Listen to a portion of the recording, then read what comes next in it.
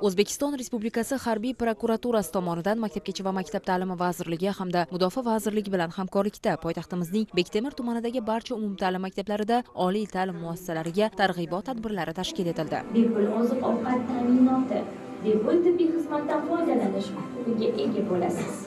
Shuningdek, bitiruvchilarga leytenant harbiy unvoni berilib, yuqori sinf o'quvchilari ishtirok etgan muloqotlarda o'quvchi yoshlarga dastlab O'zbekiston Respublikasi Huquqni muhofaza qilish akademiyasi, uning yo'nalishlari, o'qishga kirish tartibi, tanlov bosqichlari, yaratilgan zamonaviy sharoit hamda o'qish davridagi va akademiyani tamomlagandan keyingi imtiyoz va imkoniyatlar haqida batafsil tushuntirishlar berildi. Shuningdek, Mudofaa vazirligi tizimidagi oliy harbiy ta'lim muassasalariga, jumladan Harbiy xavfsizlik va mudofaa universiteti hamda uning quruqlikdagi qo'shinlar, harbiy aviatsiya, harbiy tibbiyot, axborot kommunikatsiya texnologiyalari va harbiy aloqa institutlariga, shu bilan birga Temurbeklar maktabi va Jaloliddin Manguberdi harbiy akademik litseylariga o'qishga kirish tartibi, zamonaviy sharoitlar, imkoniyat va imtiyozlar haqida atroflicha tushuntirishlar berildi. Ta'lim muassasalariga doir namoyish etilgan maxsus videoroliklar ham qatnashchilarda katta taassurot qoldirdi. Tadbir yakunida o'quvchilar mavzularga oid o'zlarini qiziqtirgan barcha savollarga mutaxassislardan javob oldilar.